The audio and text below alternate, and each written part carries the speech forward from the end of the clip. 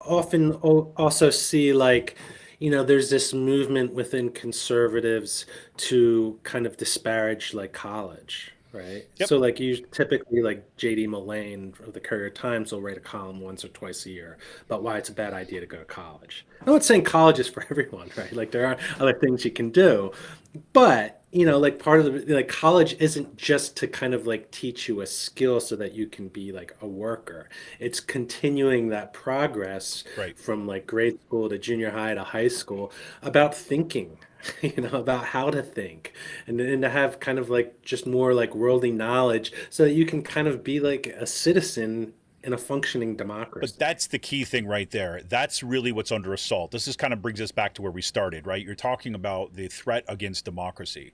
Is that, because you look at, you start from what we're seeing here in the school boards to, look, yes, your people kind of, there's questioning about how, should you go to college and all this stuff. And there's the conservative version of that, which is, look, you go to college and you're just going to kind of learn how to kind of think like liberals, right? So those are the bad people, right? We're going to brand them as elitist, right? Again, it's the kind of whole kind of trope of the egg-headed intellectual, right? Of the elitist who's out of touch, of the coastal elites and all that stuff, which they've been cultivating now for a couple generations.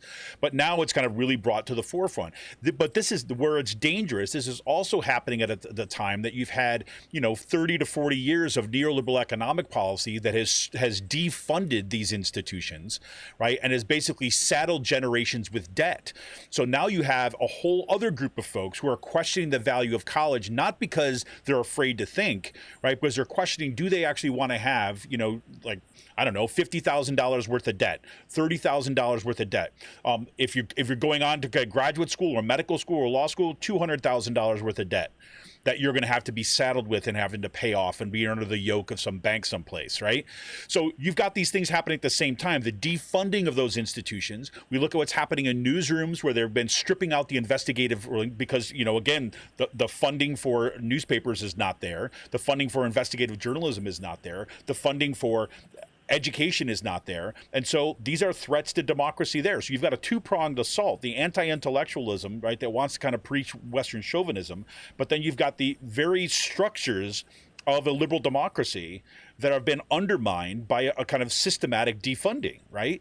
So I mean, this is where it makes it even that much more precarious, right? Where that much more where people are desperate, right? And then you add the pandemic on top of all this, where we're seeing that the absolute collapse of a medical system kind of worth its name. You have the CDC now coming out with the kind of new recommendations, which everyone's looking around so like, yeah, it just sounds like you just want us to go back to work, right? Not that you want to keep us safe anymore. We've given up on that, right? We've given up on science.